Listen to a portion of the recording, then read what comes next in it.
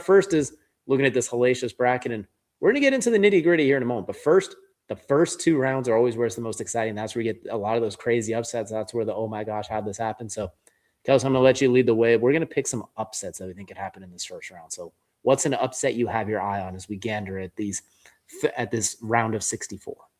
Yeah, so I am going to start with North Dakota State over Michigan State as a potential first round upset. I'm going big for the first one. I'm going a 14 over a 3. You look at this game and you wonder, man, what is the odds that this could be pulled off? And honestly, America doesn't like it. I think I'm one of 700,000 people to pick it. And the people that have picked Michigan State is like 13 million. So I'm not sure the percentage on that, but the odds of that is plus 1,000. And I'll be honest, how many of you ever picked UMCB to upset anybody in the first round? And if there's anybody that's going to be upset in my eyes, I look at Michigan State's team and I look at their faults, and it feels like they have the opportunity to get got. And it's not going to be a big run by North Dakota State, but it can be a run of at least one game to get them forward. So they won the Big Sky, Big Sky, and so I got to give them credit for that. I think Big Sky usually puts out pretty good teams, and I'm going to give them the opportunity this year to be my upset darling, my big upset darling, I should say. Michigan State's really weird too, because they're super well coached. They're a great perennial powerhouse, but they do better when they're almost under the radar. When they're a top 3 seed, they almost seem like that's when they get primed to get upset way earlier than they should. Then when they're the 7th seed, they end up in the Final Four. So I always get leery when they're in those top 3 seeds, because we've seen them fall as a 2 seed not that long ago, if I'm not mistaken. Like they just feels like they do much better from the trip. They're a better hunter than they are hunted. Yeah, the 2 through 4 seed is not friendly to the Spartans historically, and obviously they have won a title out of the 3 seed, but it's more often than not they get upset in the second round, first or second round, than they do anything else. So, and that 3 seed, I feel like every year one of the 3 seeds just blows it completely, and you're just like, what? Okay, I guess this is it. So I'm looking at the 3 seeds on the board, and I think they're the one that's going to be the most likely to blow it, because I think they have the toughest opponent out of everybody else. I'm kind of glad that you picked that one too, because my upset I'm going to go with would be playing the winner of that upset. We're looking at Louisville versus South Florida. I think South Florida is very, very good. I think they're underrated. And the biggest thing with Louisville is Mikel Brown, their superstar freshman, is not going to be available. He's going to be out. He's averaging 18 points a game. He's going to miss this game. I think if he's healthy, they were primed for an upset. Now you take him out of there, I think it's like a 4.5-point spread as of right now. Yeah, we're grab the jackhammer. We're smacking that one. I think UCF is they're live in this one. They are very, very underratedly good. I don't know. Honestly, that's just the best way to describe it. They're very good, and I know Louisville's really good as well, but I think they're, like you talked about every year, there's those 3 seeds. There's always the 5 and the 60s. Those are a 12 over a 5 and the 11 over the 6. Those are every year we see those ones. Those are the hot picks for upsets, and I think that's very likely to happen this year as well. I mean, the UCF was 8th in the Big 12. I know that's not great. The Big 12 also had Arizona and Baylor and Cincinnati. They had some units they had to deal with, so that's part of the reason I look at it. Where Louisville in the ACC, they lost some games that they really shouldn't have lost. So we're going to take UCF with the upset over Louisville. That's going to be the first one I look at. So if both of ours come to fruition, 2 massive upsets going head to head or right afterwards in the East. Yeah, I'm going to keep picking on the East bracket for a minute and with my next one, because I like that pick. I actually have that one as one of my long shot here board picks, and it's not that big of a long shot. But the other one I do have is Northern Iowa, the 12 seed over a 5 seed. Now you want to talk statistics? 35% of meetings 35% of meetings with a 5 and 12 seed have resulted in the 12 seed winning. And it is at least one 12 seed has defeated a 5 seed in 34 of 40 tournaments. So all but 6, a 12 seed has defeated a 5 seed. I'm going to take my chances. Now this might be the bad one to pick. I'll be honest. I was just looking at one of the 5 and 12s, and I was like, you know what would be a funny one? And I just picked Northern Iowa. This was a coin flip, and this is, I do this every year. It's no surprise when I talk about a coin flip. But this is one that I look at as like, man, it's got to be. I don't feel like out of the other brackets, I don't think it's Texas Tech, Akron. I don't think it's Vandy. Well, maybe it is Vandy, McNeese. Maybe that's another one. But I don't think it's Wisconsin and High Point. But But, so those 5 and 12s for me were just out of the picture. So I was down to 2, and I was like, all right, we're going Northern Iowa. I feel like if there's a team that's going to just randomly upset somebody, why not a team called Northern Iowa that plays in a dome that could have also been used as a football field, but they decided not to anymore. So, yeah, give me Northern Iowa on this one. So we're in the same page length, but we're going kind of in a very different way for my next one. You mentioned High Point in Wisconsin. Well, this is what I have to say to that one. Not so fast. As I disagree with that entirely. I am taking High Point over Wisconsin for my 12-5 upset. High Point's 5th in overall offense on the entire year. Wisconsin, they had a nice run through the Big Ten tournament until Michigan did what Michigan does. I know Wisconsin had their moments. They got going down the stretch. That's really nice. I get it. In theory, it looks like they were in position to make a bit of a run. They had a lot of really close games. They had some not great losses as well, like especially recently, like Ohio State clobbering them, Oregon catching them. They've had, up until the Big Ten tournament, I think they were more positioned to be like an 8-9-ish seed, and then the Big Ten tournament gave them a bit of a run. And we see this almost every year, that one school that everyone kind of rolls away that, but is really good offensively, suddenly hits like 19 threes, and it's like, I'm sorry, what? So I think High Point's going to hit their offensive highs in this game. So that's going to be my upset for the 5-12.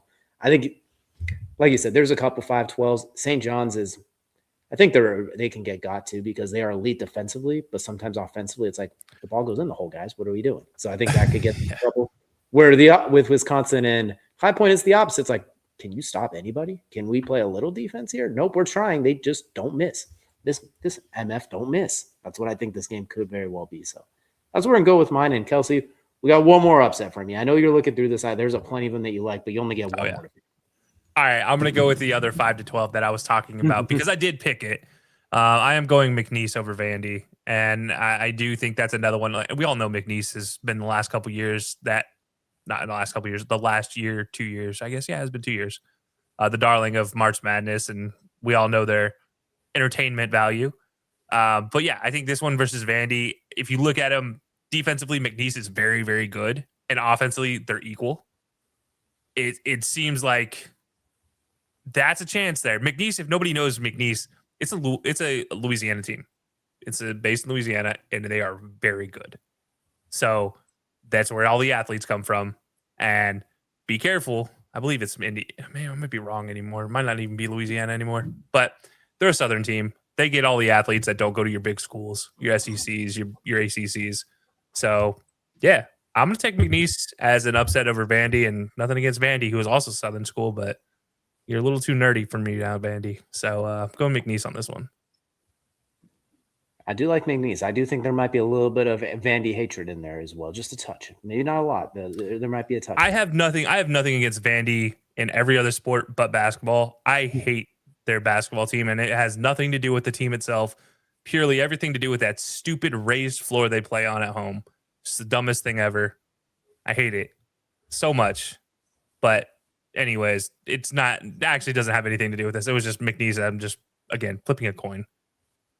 I don't blame you. When it comes to that, I agree with you. But we're going to go with an absolute zinger out here. Idaho is taking on Houston, and I will not be taking Idaho, so that will not be my upset pick as well. That would just be silly at this point. Go Vandals, but I'm not leaning that way. I'm going to go with VCU over North Carolina as a potential upset, a 6-11, picking on the South Division yet again. VCU won their conference tournament. They were really good, and UNC. Yeah. They did beat Duke, which they do every year because that's when we throw out the records, the rankings. But other than that, they have some good wins. They do have some good ranked wins. I'm not trying to sell them short, but they have some bad losses too. When you're looking back on their schedule, it's like, I'm sorry, you did what now? Like there's just a handful of moments where they very up and down. They were all right in the ACC tournament, but nothing to write home about. The loss to Clemson, kind of, I don't want to say devastating, but like you look at some of those losses down the stretch, they had some painful losses, and that one to Clemson, especially in the ACC tournament.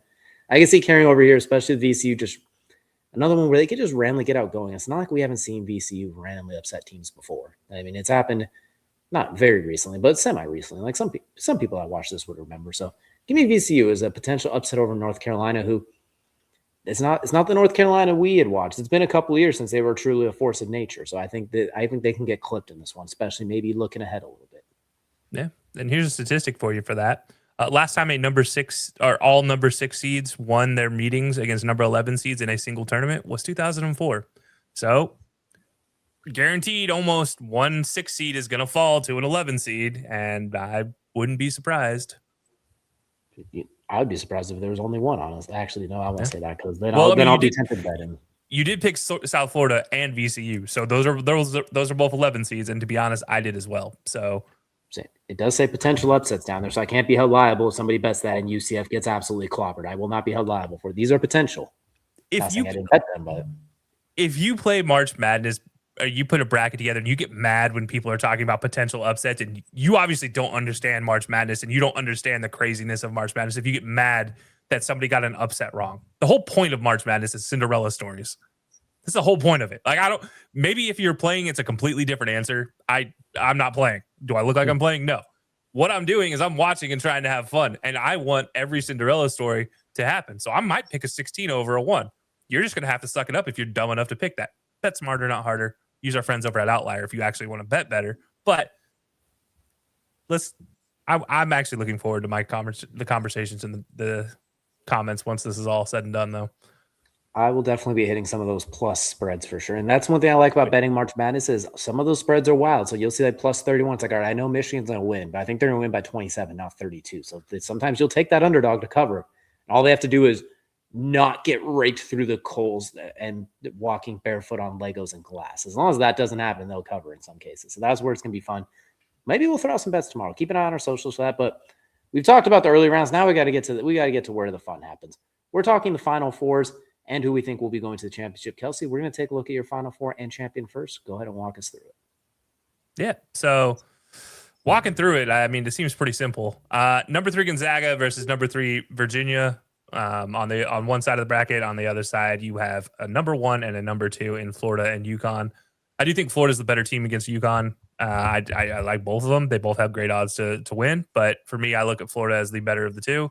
And on the other side, Gonzaga and Virginia. I don't trust Virginia ever.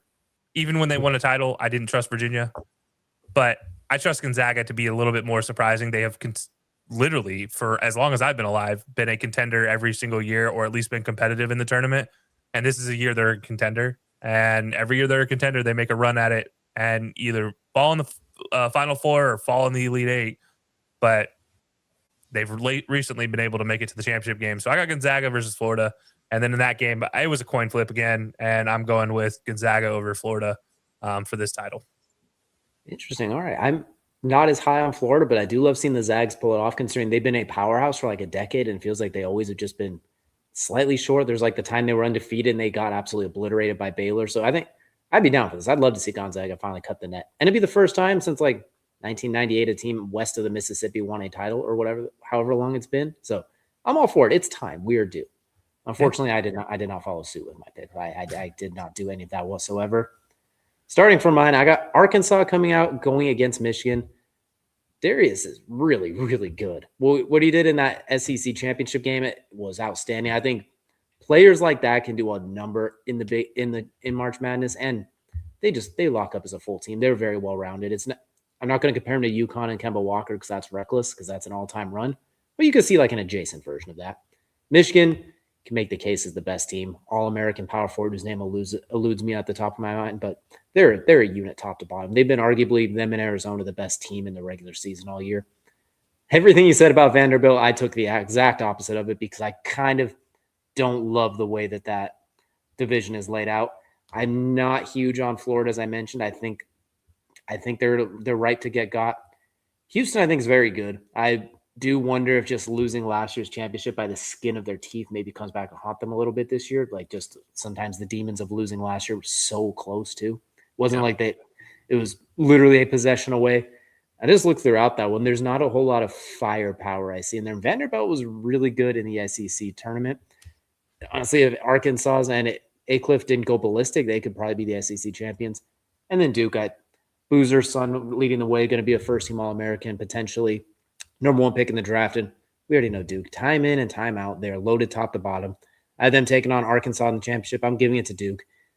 What's weird is since they just started becoming a powerhouse and winning championships in Coach K's early days in the 90s, This is the longest gap they've had between championships since the last time they won, which I think was 2015 with Jaleel Okafor and crew. So it's been about 11 years. They're very much due. I think they got the squad to do it. And if they get out of the East, I think they have some tough matchups in the East. When I look at teams like Kansas, you look at UConn. I think if they get out of it, they'll be in really good shape. Getting out of it's St. John's as well. Getting out of it's the story. Michigan State, if they can avoid upset alert and then just be randomly annoying. But I'm going to take Duke. I'm going to take a chalk pick.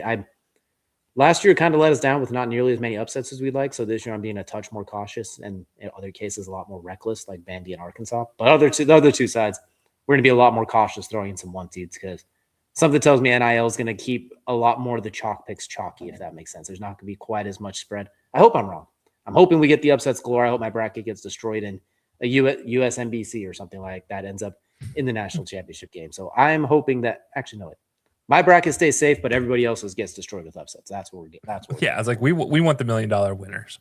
All right, but if I'm not going to get the $1 million, then I hope everyone's gets absolutely obliterated. I hope Idaho ends up there taking on Tennessee State or something outrageous that just throws everybody for a loop. But